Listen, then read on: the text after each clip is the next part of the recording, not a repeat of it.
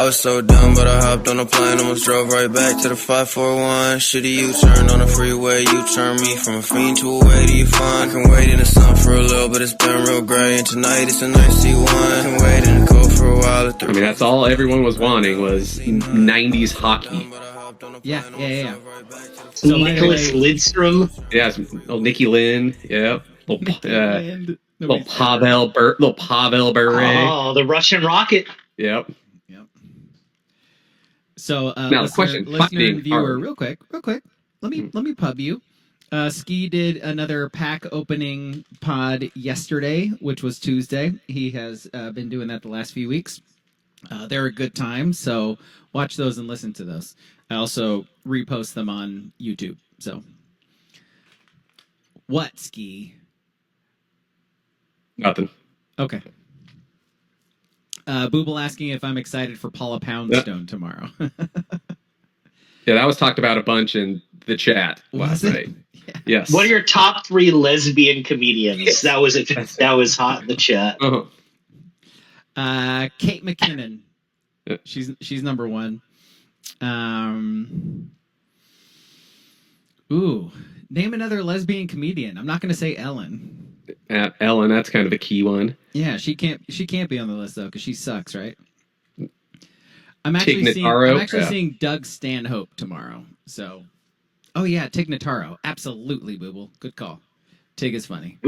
We had a theory that Lisa Lampanelli is really a lesbian. She just used all of her black sex jokes as like a beard, is what they call it.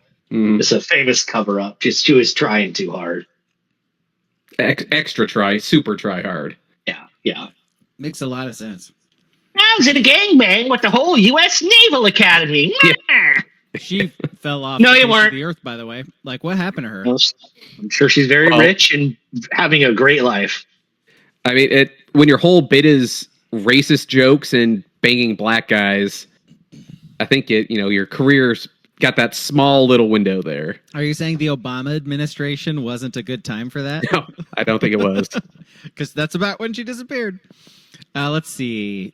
Booble says she married a basic ass white Italian dude. It was such a cop out. Sell out. Who was the worst big, huge arena comedian in that time? Lisa Lampanelli or Dane Cook? Oh, I love Dane Cook. No, you didn't. I love Dane Cook. I thought Dane Cook was fucking hilarious. Yes. Love or love with a D at the end? Well, he hasn't done much in a while, but back then, I loved apparently he does underage people. His punch a bee in the face bit, fucking love it. Doing a B&E bit, I fucking loved it. I don't even know what that is. Yeah. Yeah, clearly. You're just I always give him credit. I didn't find him funny, but he knew how to perform. He was at least entertaining in that aspect as a comedian. Yeah. I'll give him that at least. And I was basic myself because this would have been. It was a long ass time ago. It was a long time ago. Come on. And so being basic, I was on board. Yeah. His jokes about putting drinks in the cup holder at movie theaters, come on, man, that's good stuff. And that's just timeless comedy right there. Exactly. All right, let's start the podcast, huh? He would have made a killing in the time period of the 72-ounce water bottles. Oh, where you have to buy the extra insert to put it into an insert to put it in a cup holder. Man, wrong time, wrong place. Yeah. Well, I mean, you feel free. If you still want to do a tight 5 on it, go up to an open mic. Thought about it. I'd like to see it. I've written down a couple of tight 5s. They always involve either suicide or rape, and so I'm that's the punchline, because it's funny, but it's not, Not everybody's an Anthony Jeselnik, man. You really gotta commit to that stuff. Yes, true. You need to be a little more brooding to really pull that off. It's all about the delivery. Is Jeselnik brooding? Would you say? It's all about his delivery, man. You think he's brooding? Okay.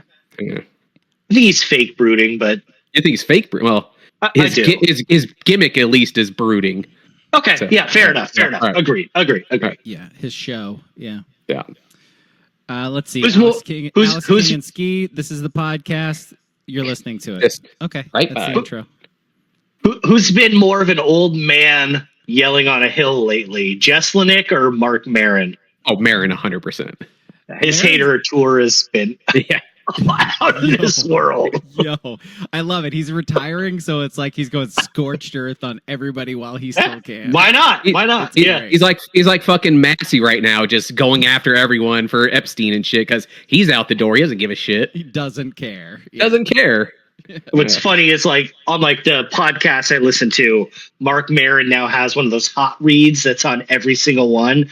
And it's just funny. He come off this hater tour about selling out, and now I just hear him reading, and it's just That's why Anthony Jeselnik could probably write a joke about that. You know,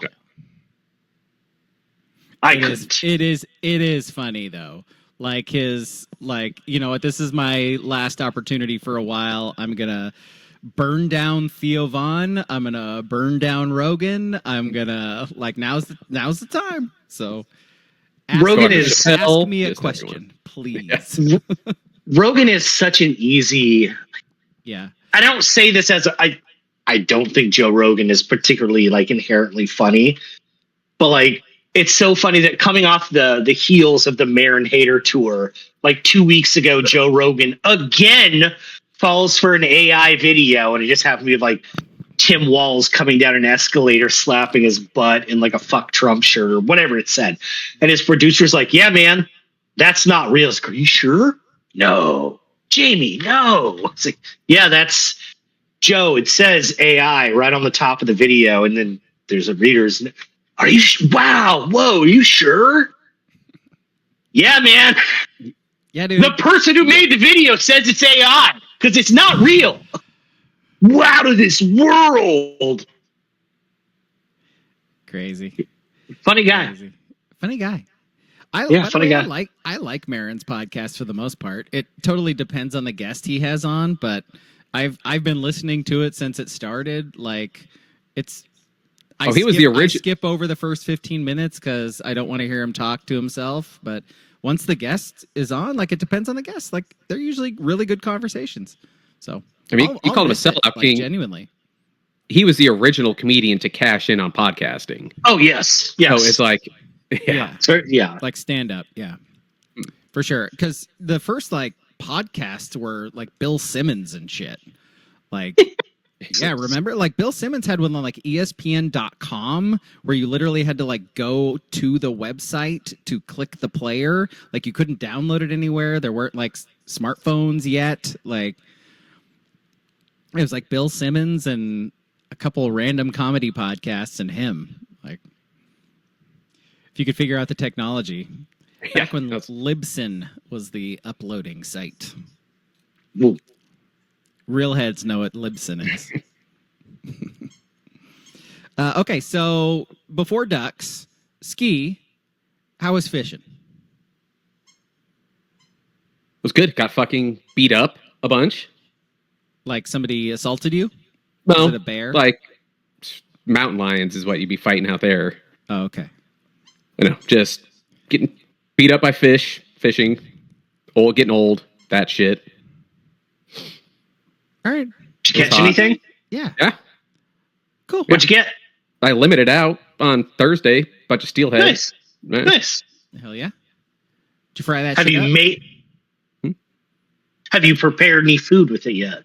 Some questions, by the way. Yeah, I don't eat red meated fish. I like white fish. I don't like salmon. Big tilapia guy. Big tilapia guy. Little cod, little ling cod. Oh, ling cod. Oh, love me some fucking ling cod. That's crazy. Yeah, don't like salmon. Got That's a crazy. fuck ton in my freezer. Don't like. Well, hey, yo.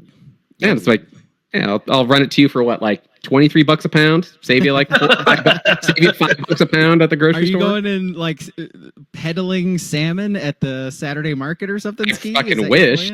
I fucking wish I make a killing. You could. Actually. Yeah. I'll even go $15 a pound. I'll cut it in half what you get anywhere else. Set up a cart, man. Shit's fucking expensive, man. Yeah. I know. That's why I want it for free from you. Yeah. That's why everyone fucking does. This is what I'm saying. All right. Well, like I threw a picture up in the Discord on Saturday about my oldest on the Sayusla catching like huge 15-pound or whatever it was salmon. It's like bigger than he is. We gave away 95% of it because me and my youngest are the only ones that'll try fish, really. And I tried to smoke it yesterday, right? Mm-hmm. And the pellets ran out. I was just being a total bitch and just doing it on the tray. It's like, I don't know what I'm doing. I don't want to do an offset smoke. Right. About, I don't know, 75% of the way through what it was supposed to cook, the pellets ran out and didn't realize it. Oh shit, threw the therm in it and it was like 95 degrees, which is like right in that like danger zone. Yeah. So I was like, I don't know if this is coming down or coming up. I had a couple little bites off the fork. It seemed okay. I didn't die. Yeah, some edge piece. I mean, you could eat it raw. I mean, yeah, I guess. Yeah. I mean, that's prepared a special way so you can eat it raw. Yeah. By Japanese people. Yes. Well, lest we forget. Well, I mean, I guess most little conveyor belt sushi places you go to, it's prepared by Hispanic people. Let's be real. So, yeah. Respect the grind, man. I do. I did not see that picture. I mean, you get those Chinook, you get a bunch of meat off those motherfuckers. Yeah, there's a lot. Yeah. Have you taught them how to fillet a fish yet, King? Because no. Yep. No. Things are sharp. No. They're those fillet knives. Did you feed it to your youngest? Yeah. Okay, and he was fine. Yeah. Yeah, we were both fine. You're like, nah, he didn't make it. Like it was just so like a few bites. Enough that if we were going to be sick, we would have been sick. But yeah, whatever. Yep. Okay. Well, cool. Glad you had fun. I guess.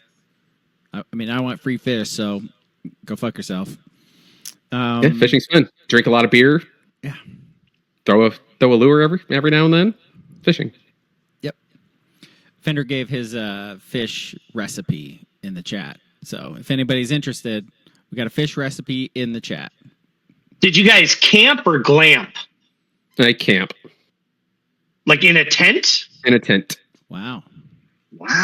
What size tent you got? What size? I got a little one person. I got a little one person tent. Jesus, just me with it. What are you in fucking high school? Like, what's wrong with you, man? He is a faithful man. Yeah. And what are you trying to do? Lead him into running life amok? It hasn't even running astray, chasing chickens into the hen house. Right. Did the last week in America not teach you anything about unity and family and coming together? This man does not need a big tent. Nope. We do not need a big tent as a country. We need a small tent with a straight white male in it. That's what we strive for in this country. Well, and if you don't know that by now, I don't know what to tell you. Yeah. And if you don't know that, like JD Vance said yesterday on or Monday hosting Charlie Kirk's podcast, I'm going to call your employer and get you fired. I'm canceling you. Fired. I am canceling you. Do you want to be canceled? That's what Ski had. So his soul is saved. I can't speak for myself, I mean, I'm out there murdering animals, drinking American domestic beers. Yeah. What more do I need to do to be fucking American than that? It doesn't get more American than that, actually. I mean, you could have had some chew. Did you have that? Or I did not. Well, maybe you're not. I wish. Can't go back down that alley again. The slippery slope. Just leaning left, guys. Leaning left. Disgusting. Damn shame. God, the D in Democrat stands for disgusting, Ski. Mm-hmm. Thought about smoking a cigarette too, just smoking a what? Say it. I think it was just it was a sweet camel. Oh. Camel menthol. It would have been sweet. Oh. Camel menthol or light? No, it was a menthol one, yeah. Oh, full on menthol. Yeah, full menthol. Wow. You are breaking the racial rubric. I know, right? I mean, you got to have some unity, right? Yes. Yes. Just enough. Just enough. Yeah. Just toe the line on unity. Yeah. You're doing it, bud. You're doing it. Look at Fender's comment. I saw it. To be more white, more American, you could have stolen the fish directly from a native, which, by the way, we need to check their papers. We need to make sure, otherwise. Oh, they're out there in the Columbia with their gill nets, taking up all the white people's fish. Native Americans. They do have a good advantage on that, if we're being honest. It's much easier to catch fish with a massive I'm just going to say, with a massive net as opposed to a little tiny invisible string. It's a little, yeah. And also, like, I kind of, hundreds and hundreds of years of, fishing on that river. Like, that probably helps too.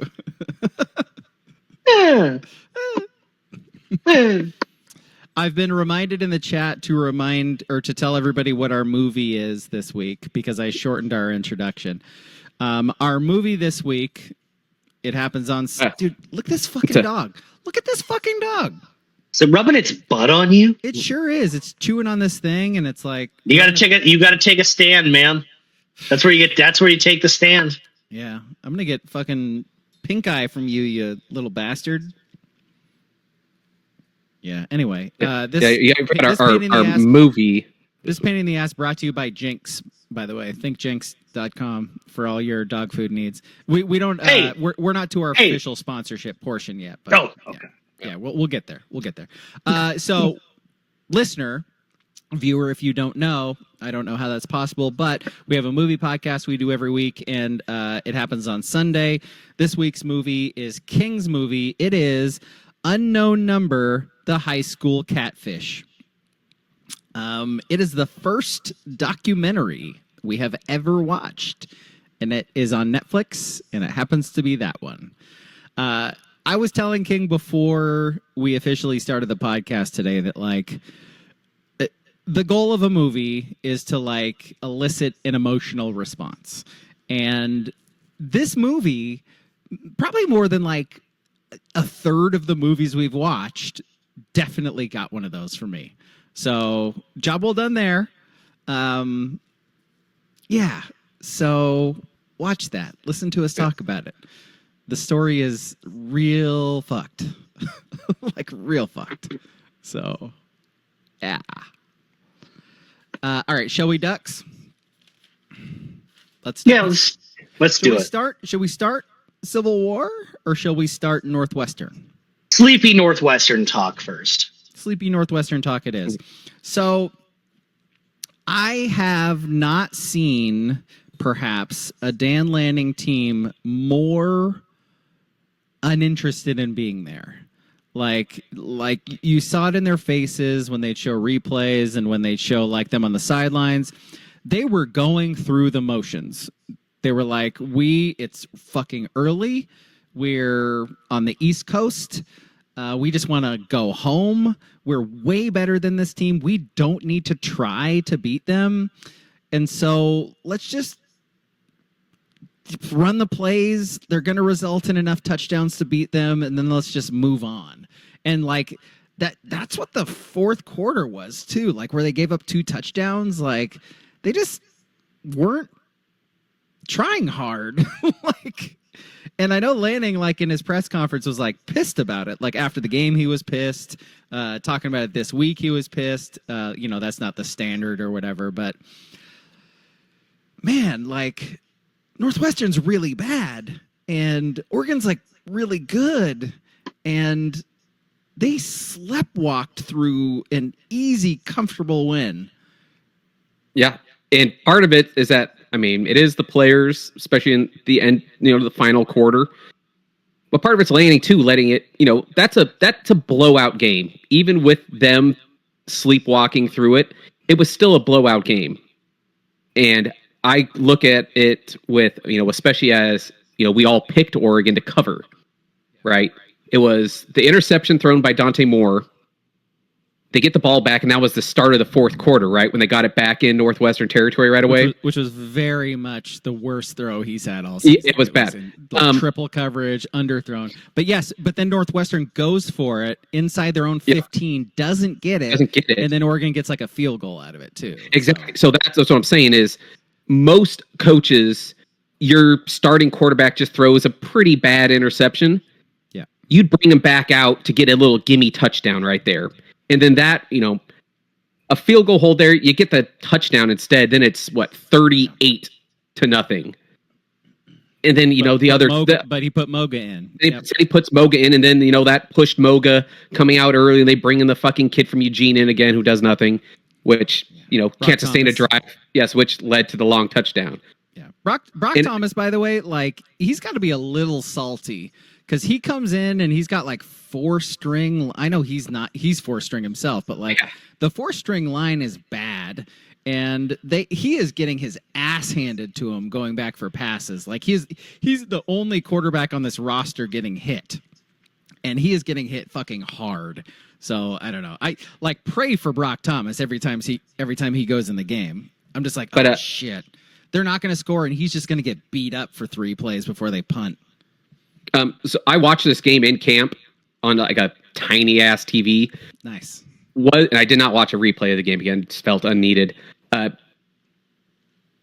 Did Northwestern look good, or was it the front of the defensive line that looked soft? Because it seemed like they were getting 4 or 5 yards of rush a lot in that first half. It was a little Aliotti defense where they would stop them or get a turnover, but seemed like they were moving it to around midfield every possession.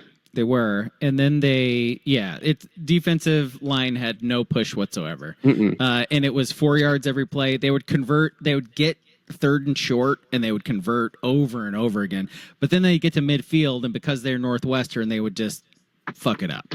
They'd fumble, they'd, Stone throw an interception. Yeah. Yeah, exactly. Did that twice. So, yards were equal in the game. Oregon not gaining 400 yards against Northwestern that probably should be kind of embarrassing, right? Contextually, they had 4 possessions in the first half. Fair. And then in the fourth quarter, they didn't play the starters. So, what was the deal? I never heard anything on Whittington. Was he a game time scratch or? He's still questionable, so I'm guessing he was probably very doubtful last week. Oh, I'll tell you what, I don't feel great about. He was in uniform though, he was on the sideline. And by doubtful, I mean if they played Penn State on Saturday, he's playing. Yeah, all right. So was Novosad, by the way. They both were in uniform on the sideline. They just didn't play. So didn't need to. Yeah. I was gonna say I don't feel too comfortable if Jaden Lamar is the lead back going into Penn State. I'll tell you that much. I mean, I'd rather see the freshman kids, honestly. Yeah, Dierre Hill's big run was very D'Anthony his speed to the corner is different. And guys, the safety had an angle on him, and then he didn't because he's much faster. So, again, Dierre Hill, he may be in 2 years. He'll be an every down back where he can run the ball up the middle and do all these things that Davison currently does and the other guys currently do. But on the outside, he's nasty. And so I'm with you, man. Figure out ways to get him the ball. And was that last week, King, where you said it's been forever since a Duck broke a long run for a touchdown? They kind of did against Oklahoma State, but with Whittington, but we haven't really seen that speed. Running away from guys. Right. Whittington's was just such a massive open hole. He created the angle. Yeah, exactly. Where Whittington's was just it's perfectly blocked. Yeah. There's nobody there. Yeah. Right. Yeah, I the game was boring. We knew the game would be boring. When Oregon, it was 9 a.m. So there are Duck fans out there who don't think the travel and the time zone and early kicks matter. And I meant to like pull the stats on this. Lanning said that before, like, oh, we start practice real early. They're used to it. It's like they're not. It's internal clock, like, man. Like people can't function. But forever, like for a very long time, the NFL has charted West Coast teams playing that 10 a.m. East Coast kick, not 9 a.m. And they suck. They fucking stink. It could be the Pete Carroll Seahawks at the Jets. You know what I mean? And it's a slog. And in college, we're going back a long time, but this is when it started like clicking in college. Like there were back-to-back years where the Jeff Tedford-led Cal team, like they went to Maryland and then they went to Tennessee, and they're both like 9 a.m. West Coast kicks, and they lost them both by the combined score of like 130-22 or something. And these were like highly ranked Cal, like top 10 Deshaun Jackson, Nate Longshore Cal teams. So I mean, so in my head, I was like, well, it's going to be that. That's a thing. And then with Northwestern, their plan was very obvious from the beginning. Yes, it was. Shorten the game. And Oregon's plan was kind of the same, I feel like, but they were still going to take shots, you know, but they were still, I think their plan was to win 40-7, you know what I mean? And Northwestern came out and just ran the ball and took every second off. And what was concerning is even in that first half where we're like, or first quarter, really, we're like, damn, Northwestern's moving the ball. It's like, well, they were getting to like their 48, you know. Yeah.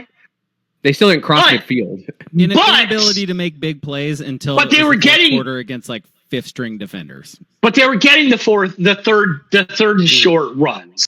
They were. And in 2 weeks against Penn State, that kind of effort, whatever it is, doesn't bode well.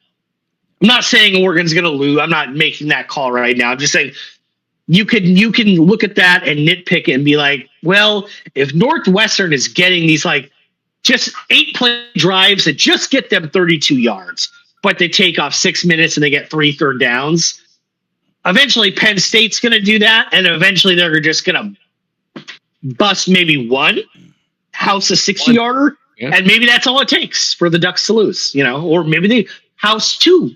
So I can see the concerns. On offense, I just think they were trying to get in and out. I don't really care what the offense did. But agreed. I wonder, you said there's an angle of, you were saying West Coast teams traveling for morning games. I wonder if there's an angle to East Coast teams traveling west for night games. Probably. I just don't think there's like a big enough sample because the NFL, if it's a night game, there's only one of those, you know, or maybe, you know, maybe 2, you know what I mean? Like, I know we've expanded now where the NFL plays at night, you know, all the time, but yeah, I do think I read a team coming to Cal and playing like Pac-12 after dark and playing until like 2 a.m. East Coast time. Similar. Possibly. Yeah, I did see a thing from John Wilner charting that and saying the East Coast teams weren't great, but it was like a 1-year thing. So between the Big Ten, the Pac, whatever, and the ACC, so whatever. What are we going to do for 1 year sample? Yeah. Well, anyway, it was an exceedingly boring game, and like it's over. And I honestly don't know that there's a heck of a lot we can take away from it.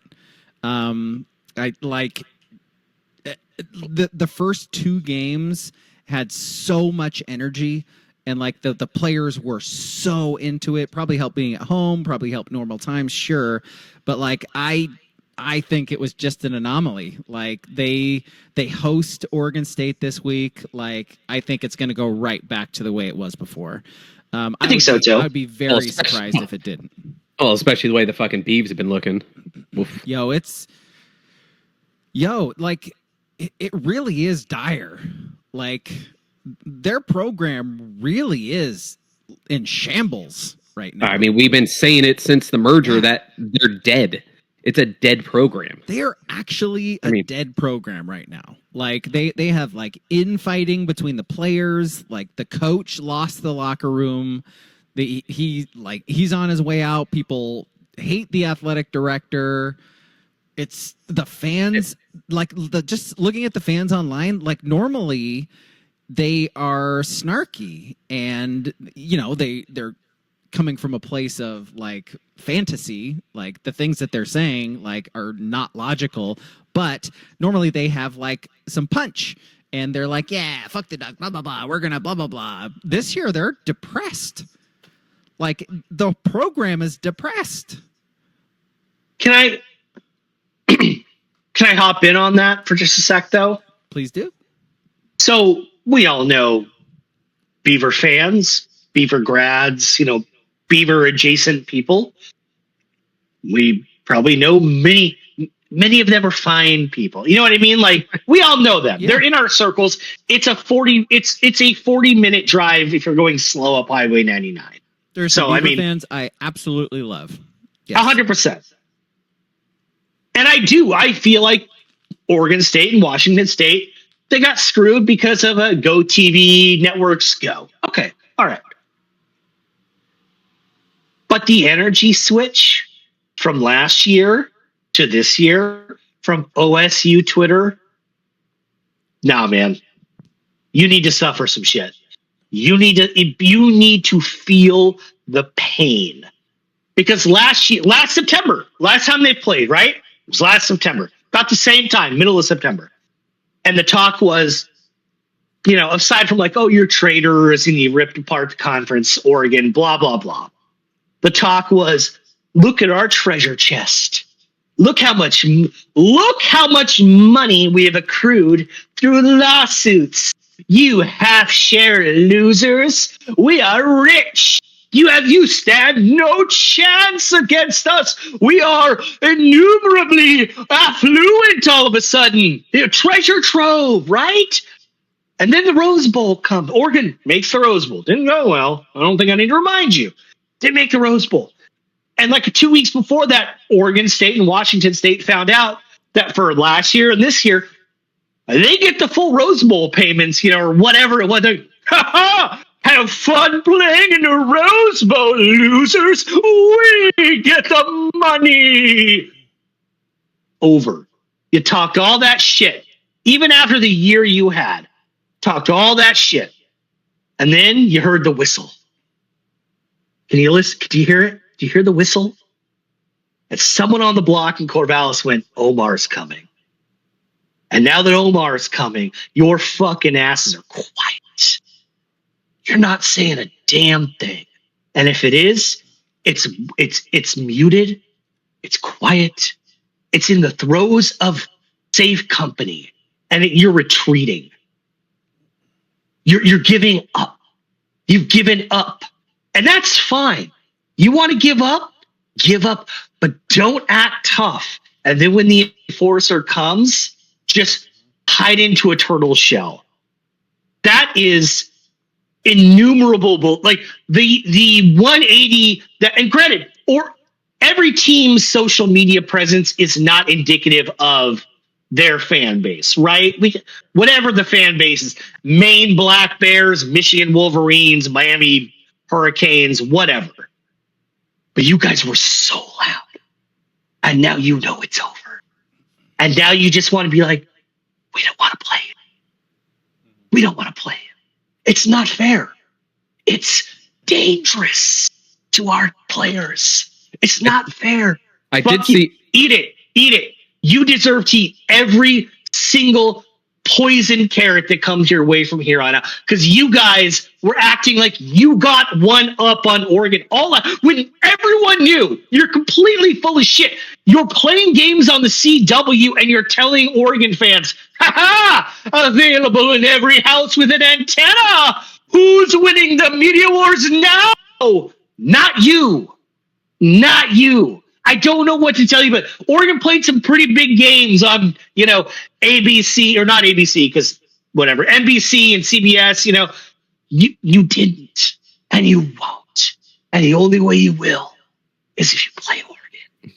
So eat it. Take that 6-game extension and just be grateful they're giving you any money. any time, any attention. They're giving oxygen to a flame that is trying to pour water on itself to extinguish itself. They are giving you a lifeline as you try to unalive your program, and you're ungrateful. You're ungrateful. Shit, in 75 days, people in America are going to be sitting around tables at Thanksgiving being grateful, and you guys are already ungrateful. Don't pass the gravy. I don't want your. I just want your tears. Losers. I see the floor. What is Washington State fan? Are they acting similar to Beavs? Because I saw they just got stomped out by North Texas at home last week. Like bad. Future conference opponent North Texas, by the way. Are they that down bad like Beaver fans are? I mean, I don't see I think they're more having fun with how bad they are. Yeah. I don't do they have an online presence? Yeah, their Twitter is pretty good still. Is it? Yeah. Okay. But I've seen a Beaver fan equate themselves like going forward, like, oh, we're App State against Michigan now when we play Oregon. That's the level that this game is at now, where, a once in a generation, you're going to get that one win against them. That's the level the Beavs are at now. Is that what they were saying? They used to occasionally get close to conference titles. Like this was actually like they would beat Oregon, and they should beat Oregon because they were better.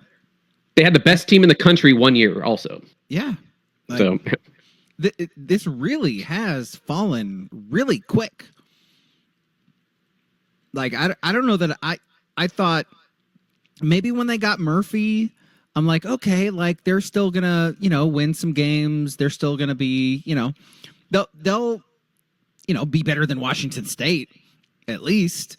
And maybe get to a bowl, right? That's the goal. Like you get to a bowl, then you hold over till the new conference realignment stuff for the Pac-12, and you go from there. Then you start getting some momentum. But man, like they're bad. Like they're very bad, and their coach is not surviving the season unless something drastic happens. Right. Like, the question is, who are they going to get better? Are they in La La Land thinking they're going to pull some, good coach from somewhere else? If a former player can't keep the locker room, like you figure something else out, right? I don't know, Scott Barnes. Like, how much confidence do you have in Barnes at this point? Like, does Mike Riley need a job again? Oh God, don't. Dusting off Mike Riley, Jesus! Like they've done it before.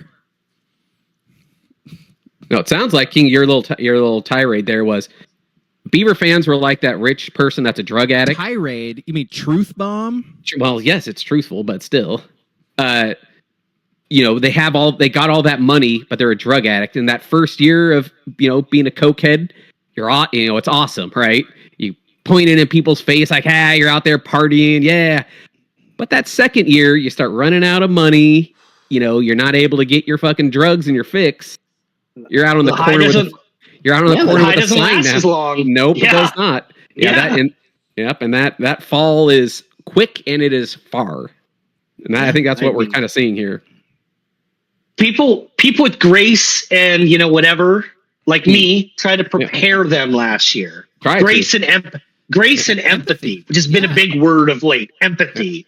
I believe in empathy. And I tried to espouse that to my Oregon State friends in real life or online or whatever, and they just did not want to meet reality, and reality has hit them. And if you look at the back end of their schedule, they could start 0-5 and maybe still go 6-6 because they play like Lafayette and Tulsa, and it's a real fake schedule. But the predictions of like John Canzano being like, that's a 10-win team that could push for the playoffs. In what world? I don't know. In what world? And I've said this on here. I get it. This time of year, there are two teams in the state. He's going to pump them both up to some degree. The other one probably won't be pumped up much longer. So I kind of get it. But still, talking playoff because they got Malik Murphy was insane. He's still like banging the drum. Like he is having serious conversations about Oregon State football. Like, do they need to keep Trent Bray, or is he losing the lock? Is he like, he's still talking about them as if they're a real football program, and clearly they're not right now. Like, they could be again one day, sure. Like, anything's possible, but right now they're not. They're not even close. And he's still banging the drum, dude. Like, at some point, you just got to move on. Like, I know that's his shtick. Speaking of anything being possible, have you thought it was not possible for your dog to have a shimmering coat? Did you not think it was possible for your canine friend to not have pearly white plaque-free teeth? Did you not think digestive health was just an order away from your pooch pal? Well, think again, my friends, because thinkjinx.com has you covered for all of your needs from your furry friends. Don't just think out of the box. Think Jinx. They have the answers. They have the solutions. Thinkjinx.com. That brings us into trivia. Ski, that was too well done of an ad read there. That was too good. My God, that was just professional level ad read there. Somebody who used to do those for a job, like you, my friend, are a natural. Quick predictions. Does Lanning, does he care about this Civil War game? I think he wants to win considerably large, but I don't think I think he's going to run it the same way. If they're up 42-9 beginning of the fourth, he's fine if they win 45-18. He won't, he'll talk shit after the game about his third stringers and use it as motivation, but I don't think he cares enough to be incentivized to like run it up. Like, if they get 2 defensive touchdowns off deflections late, so be it. I don't think he's gonna go out there and really try to embarrass them, but that's just me. It's up to the players. Like we saw against Oklahoma State, like we saw against Northwestern. If the backups are bought in the second half, then they're going to keep scoring. If they're not, then they're not, and they're going to give up touchdowns. So I see it being exactly the same scenario. By the way, like, sort of on that note, Corey Moore. Dak Moore? Corey Moore. He goes by Corey. It's so Dak Moore. Yeah. I mean, Dak it's Corey, Moore. But okay. It's not. I mean, it is. That's what he goes by. That's what he's called. He apparently banged up in practice this week. Rumors he was full practice today. Does he play? Should he play? Do we want him to play? I'm not addressing any of that rumor stuff, okay? We don't know what the injury is, obviously, so I can't tell you. If it's just a bruise or something like that, yeah, go get a couple series in. If it's any, too, it's like if Whittington's banged up, like, do they even bother? Like, you got Penn State next. Like, yeah, well, get in there and get a couple series in to stay like a little sharp with the offense, but then get him the fuck out, kind of thing. Okay, fair. I don't know, especially for Whittington, because he missed last week too. Yeah, like Whittington dressed last week too. Like, I don't know. We'll see. Genuinely, it does not matter. It doesn't matter for the win, but I'm look ahead. I'm look ahead. This is last week wasn't a look ahead. This week's a look ahead. Look ahead. Get everything clicking. Yeah. Get everything clicking well against the Beavs, and then pull everyone. Handle your business in the first half. Move on with your life. Then sure. Okay. Trivia. Oregon State trivia. Boys, we have been doing this podcast for a long time. We've been doing trivia for a long time. I have done Oregon State trivia, I want to say 5 times now, like 4 or 5 times.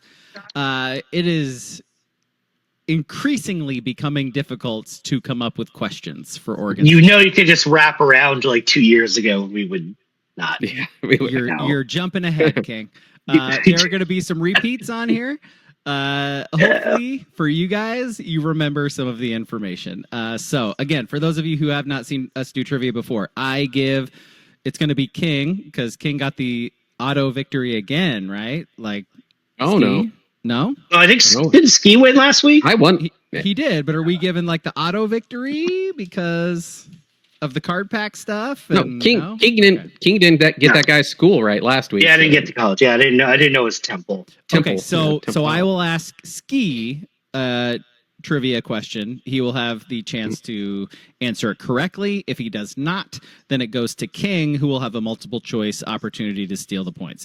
It is best out of 10. I don't do more than 10 questions. So, Ski, your question. This guy founded NVIDIA and sure doesn't seem to care about Oregon State football. Who is he? I can't remember the guy's name. Tough one. When I get canceled, I'm pretty sure it's a foreign name. Does that count? I mean, Kinda, yeah. Kinda? All right. I got no guess in. Fender says George Soros. That is incorrect. Actually. No. King, do you know? Or should I give you multiple choice? Yeah. I'd like the multiple choice, please. I know. Was this a snarky way to start? Was this mean? Should I not have done this? Let's see. Harvey Tyner, Jensen Huang, and Jeff Babcock are your options. Jensen Huang. Huang, that is the correct answer. The other two names I made up. I literally. No, you didn't. Yeah, they're fake names. Jensen Huang. Yeah. Heard of people who got in on NVIDIA very early on, and they're rich. Let's see. So this goes back to King. Who is Oregon State's only offensive player of the year? Conference. Mike Hass? That is incorrect. Your options, Ski. Terry Terry Baker, Jaquiz Rogers, or Ken Simonton? I doubt they had that category when Terry Baker was playing. I'm going to say Quiz. That is a correct answer. Yeah, see, my thing was no way Terry Baker. Yeah. That's correct. Yep. So we are tied at 1. This goes back to Ski. Trent Bray has coached under 3 former Oregon State head coaches. One was at Oregon State. One was at Nebraska and Oregon State. Under which coach did he coach linebackers back at Arizona State? Erickson? That is correct. Can I get a first name? Dennis? That is correct. Yes. He coached under Erickson, Riley, and Jonathan Smith. Coached under Erickson twice, actually. He was like a GA under him, too. Hey. Mm-hmm. Let's see. So this goes to King. Ski leading 2-1. Which coach led Oregon State to their only conference title in the last 60 years? Dennis Erickson? That's correct. Yes. This sneaky son of a bitch. Yeah, 2010. Yeah, we all remember it. Let's see. Ski, it is tied at 2. Who holds Oregon State's record for interceptions in a career with 20? I'm going to say Cookus. I've never asked you guys this question before. That is incorrect. Cookus? Oh. Nope. King, your options. I think I know. I might know. Your options, King. Jordan Poyer, Mitch Musin, or Sabby Piscatelli? Sabby Piscatelli. Okay. God, it's so hard because that's a tough one. I'm gonna say Sabby Piscatelli. It is Mitch Musin. Oh, no. Damn shame. Sabby Piscatelli, one of the all-time great names. Fantastic. Let's see. All right, this goes back to Ski. Still tied. Was Mitch Musin from like Forest Grove? Someone looked that up. Yeah, somebody in the chat looked that up. I'm using my phone currently. Let's see. Ski. Wait. King's up. King. Yes. Who is Oregon State's single game passing yards leader with 493 against Washington State? Oh. Against Washington State. I'll say Sean Mannion. That's correct. Oh, yeah. He just leads in every passing category for him. He does. Yeah, that's like the most obvious question I could ask at this point, because I think I've asked it every year, is who their career passing yards and touchdowns leader is. It is Sean Mannion by a lot. Let's see. All right, so King leads 3-2. Back over to Ski. Who holds Oregon State's single season record for catches and receiving yards? I'm going with the single season records today. Catches and receiving yards in a single season. Man, it is a lot of both. There's 3 options that all sound right to me. I'm thinking Brandon Cooks. I'm thinking James Rogers. I'm thinking Marcus Wheaton. Oh, that wasn't my third. Your first 2. Were you thinking Mike Haas? Was that the other one? Yeah. Well, I'm going to go with the one that you weren't thinking. I'm going to go Marcus Wheaton. That's incorrect. Son of a bitch. King, your options. Mike Haas, Brandon Cooks, or James Newsom? Tim Ewis, I think, is D. Tim Ewis. And what was the stat again? Sorry. Most receptions and yards? Single season catches and yards. Yep. I'm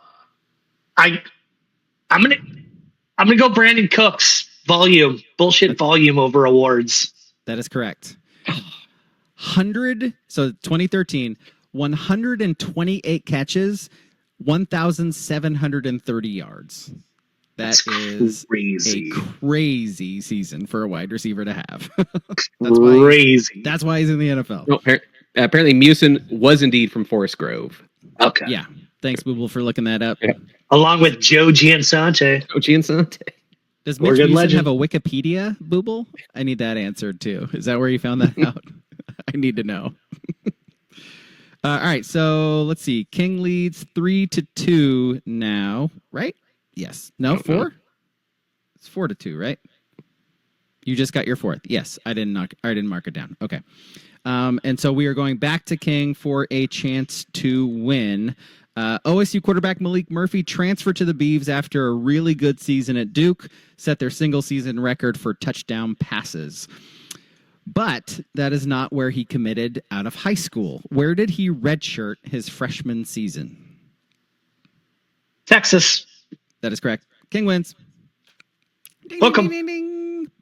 Hook 'em horns. You're burnt like orange. It's gross sight. Get good. Sounds like a skill issue. All right, bonus questions. One I have used before. Who is the only number 1 overall NFL draft pick for the Beavs? Terry Baker. That is correct. 1963. Who holds Oregon State's single season record for rushing yards? 1,690. Wiz? Steven Jackson in 2002. That's it. Fair enough. Oregon State trivia. Shall we do lines? Lines. Quicker this week. Lines. Doing lines. We got lines. There's lines, and also there's lines. All right. Lines. Interesting week in the Big Ten last week. Lines. Lines. Braga. Lines. 6 points. Hey, you won the week. Lions. King and I, 5 points, one behind you. So 24 for me, right. 23 for King, 22 for you. It's close. All right. The line of demarcation. It is. The Mendoza line, one would say, too.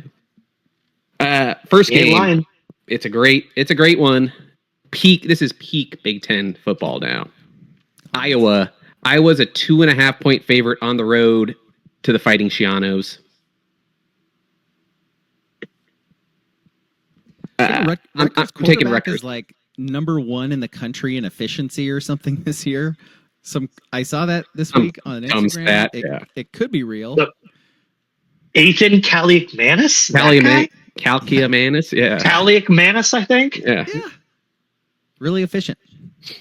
I'm going Rutgers. Give me Kaliakmanis. Yeah. Who are they playing? Iowa. Give me Iowa. Your Hawks. Yep, my Hawks. My playoff from my 2024 playoff Hawks. There's my 2025 playoff Hawks as well. Next thing we got Maryland. They're going to Wisconsin. Wisconsin 9.5 point favorite.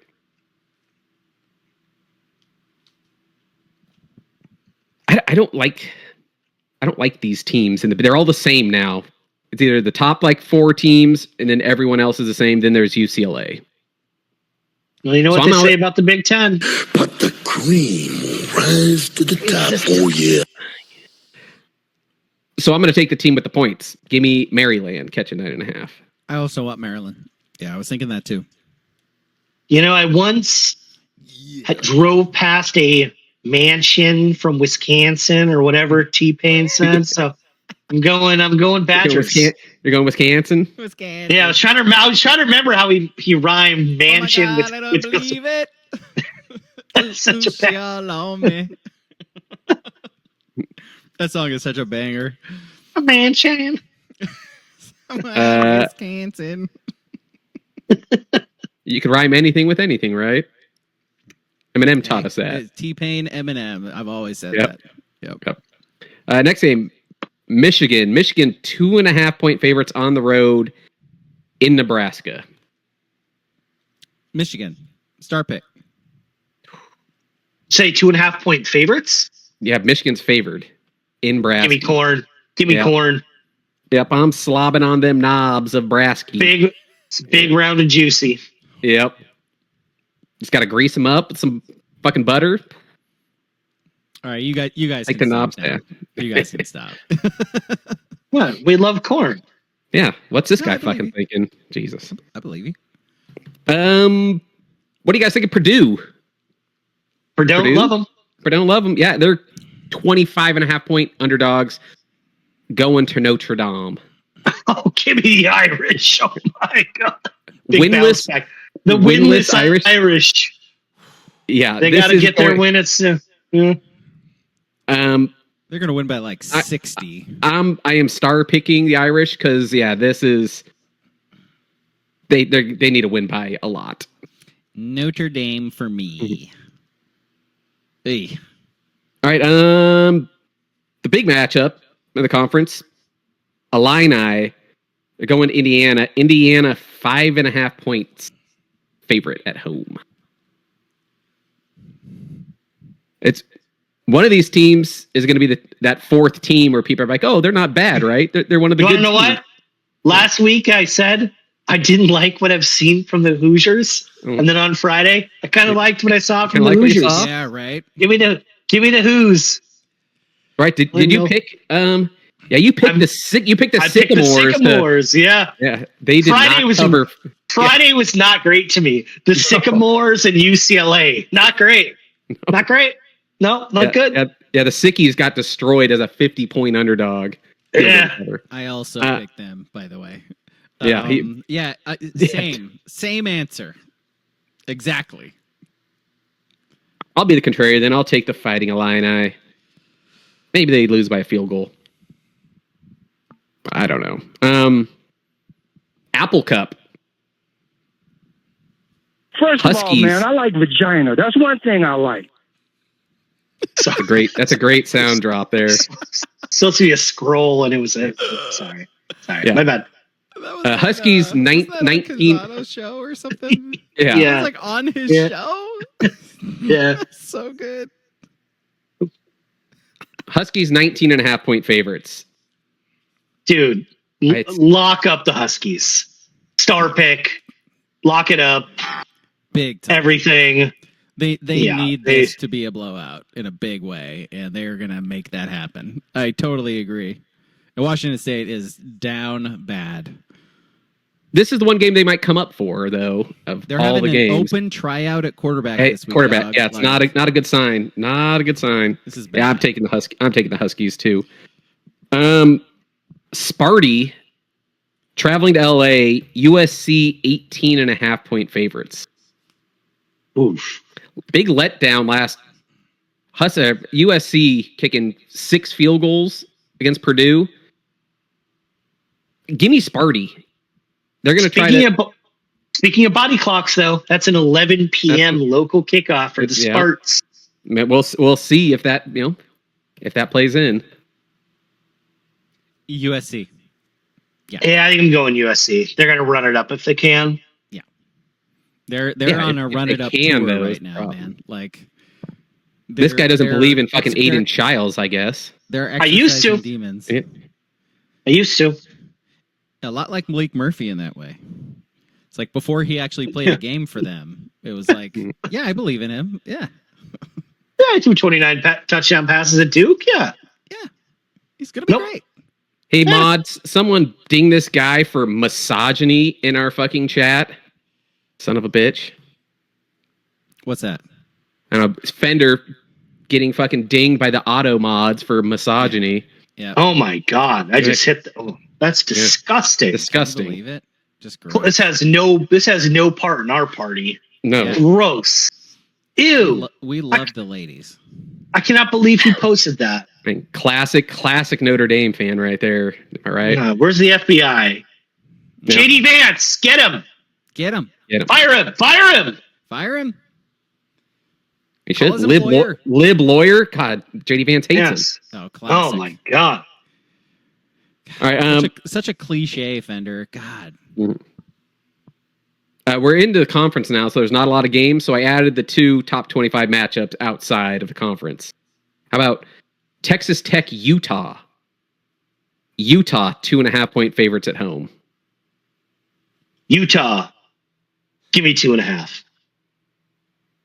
Yep. All over the Utes. Utah. I don't care. Oh, that's fun. Yeah. How about what do you care about? Do you care about Auburn and Oklahoma? You care about that? Not really. Braga? Yeah. Well, Oklahoma's 6.5-point favorite at home. Oh, I don't know. I've listened to a certain podcast all year that told me Jackson Arnold was so good, the best. And then the next day they would say John Mateer is the best. So I'm really confused. I guess I'll go Oklahoma. I don't know. Mateer's fresh still. I'll take Oklahoma as well. Yeah. Oklahoma. I do think the Mateer stuff, I think he's, depending on where you look, he's first or second in Heisman odds. Mm. That's like, okay, I think win a certain amount of games with that schedule they have. Okay. But it's like, buddy, he's running fucking counter runs like 12 times a game. At a certain point, it just like he's not like Vince Young or Johnny Manziel or Lamar, where they're just out running people. He's like, I'm gonna run in your chest and get 2.5 more yards. Hey man, it's still September. I don't know. I don't think it's gonna last. Didn't last last year in Pullman. Granted, different teams, but it was decidedly not as cool of a player the last 4 or 5 weeks as he was the first 5 or 6. I have an online dynasty with some buddies in CFB 26, and I am playing with Washington State. Made it to the playoff, and first round game was against Oklahoma, which playing against Mateer was fun. They light you up. How'd that go? I won that game. Yeah. Wow. So there you go. Cool story. Yeah. One more last game. Ducks 35.5 points. It's that tricky Dan Lanning number right there. I don't think they cover. I think Oregon State with the points.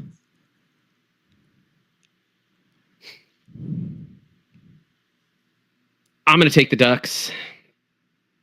I'm going to take the Ducks too. I hate it. It's way too many points, but it is. But Beavs make too many blunders that the Ducks can capitalize on, and they might not score an offensive touchdown. So yeah, they're truly bad. They are bad. Mm-hmm.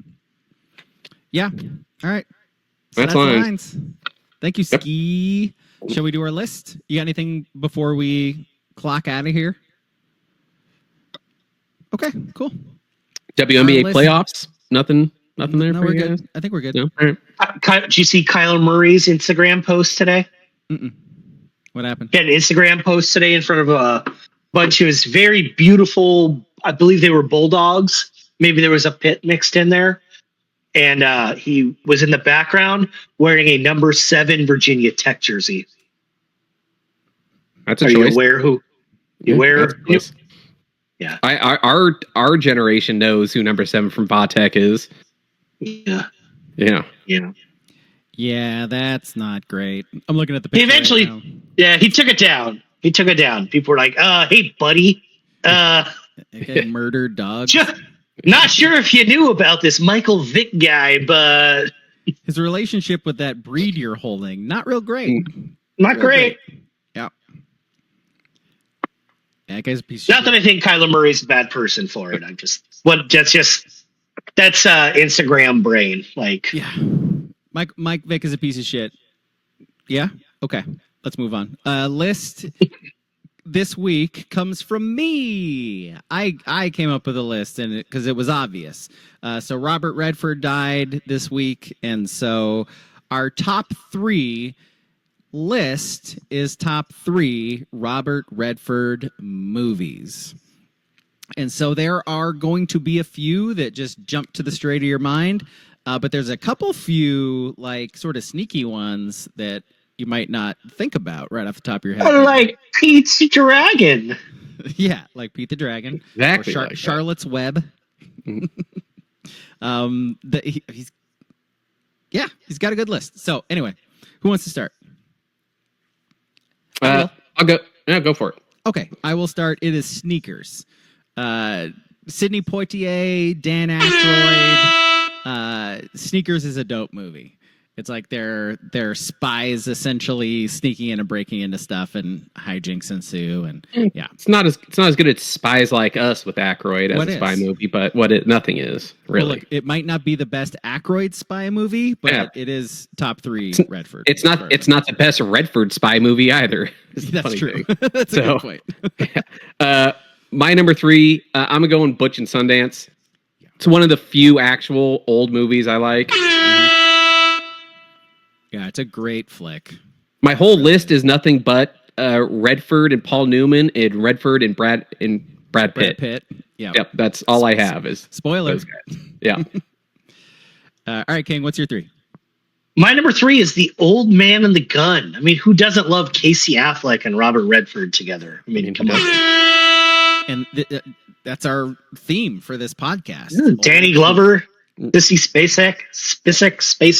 I mean, Spacek. come on. Classic. Playing guns. Like that's our podcast. Watched it many times. That's America right there. Sure is. It's my America. Let's see. 3s from the chat. Fenders also is Sneakers. WCP is A River Runs Through It, which I'm told is good. I haven't actually seen that movie. That's good. Oh, it is really good. That's good. Yeah, that's what I've heard. Boobles is Winter Soldier. Yeah, it's a very, very good Marvel movie. Oh, As far as Marvel movies go, it's great. Redford is in it. he is. All right, let's see. My number 2 is All the President's Men. Bernstein, like Woodward and Bernstein, yes. About the Nixon, all that Watergate stuff. shit. Yeah. Yep, Watergate stuff. Very, very good movie. Still holds up if you haven't seen it in a while. Deep Throat. That, yeah. Not the movie Deep Throat, but yeah. Nope. That was the nickname of the person Yeah. who was their informant. Yeah. I'm going to Great. come. Do not come. Yeah, You know. thank you. All right, King, Ski, what's your 2?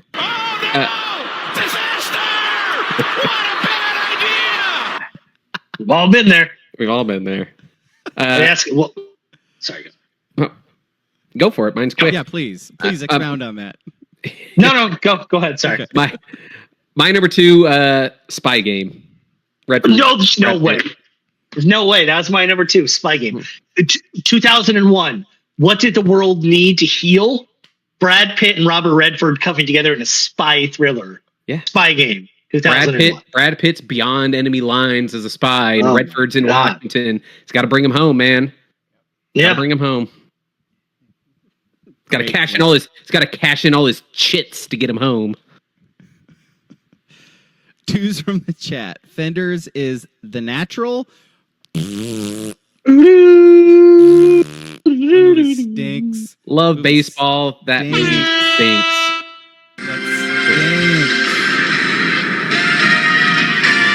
Beautiful movie. Get out of here. It's like the 30th best baseball movie. WCP's is Spy Game as well. Good call. Boobles is President's Men. Yes.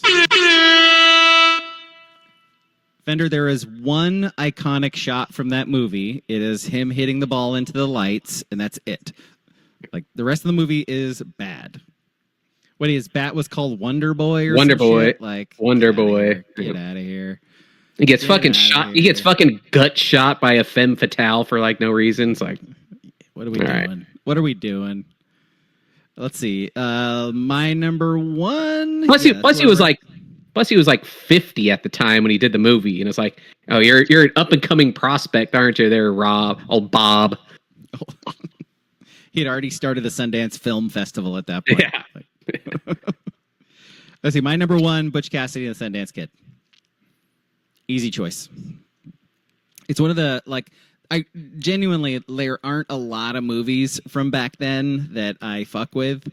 Like, I think a lot of movies from that era just are very overrated and slow and not very good. I think that is one that is actually very good. And he's great in it. Yep. All right, Ski.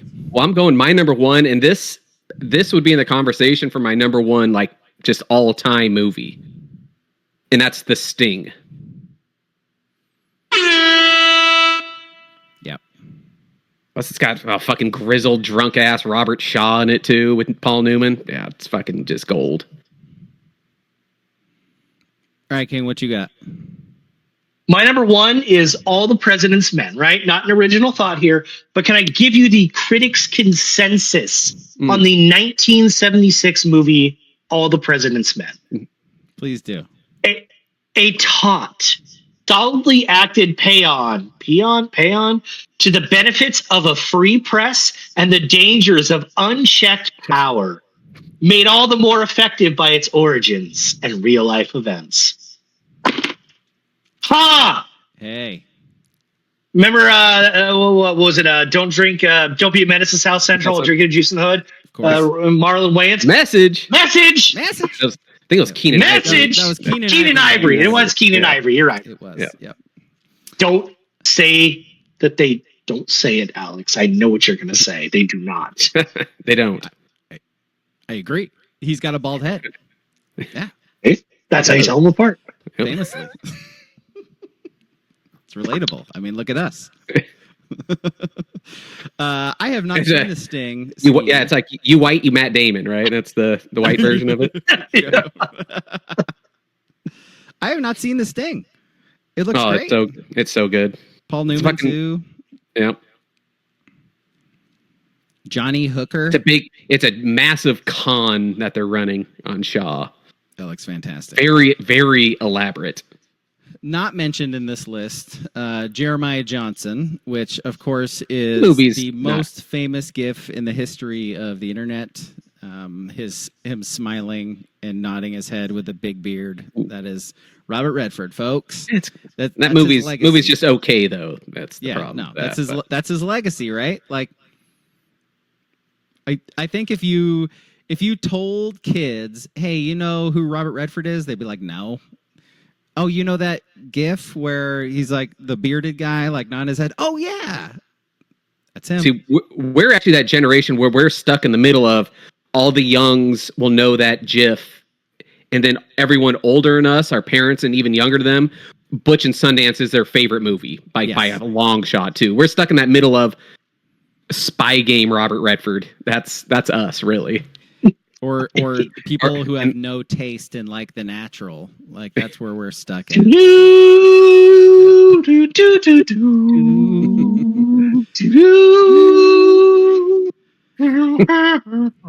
One's from the chat. WCP. I will say, when I step out of the shower Monday morning before I go to work, and I'm all shit, like I've shaved, and I hear that music sometimes. I'm like, you want to know what? I got it. I am the natural. And then I drive to work. I'm just slogging away at a 95. No, I'm not.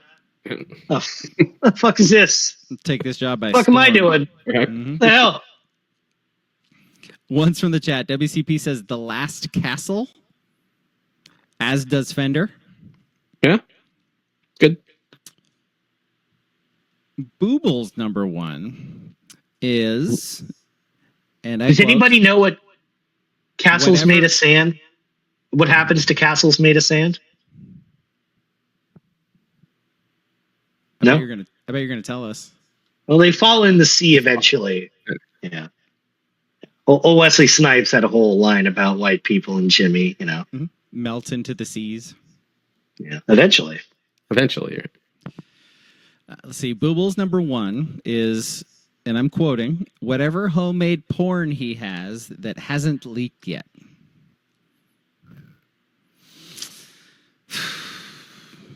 Booble.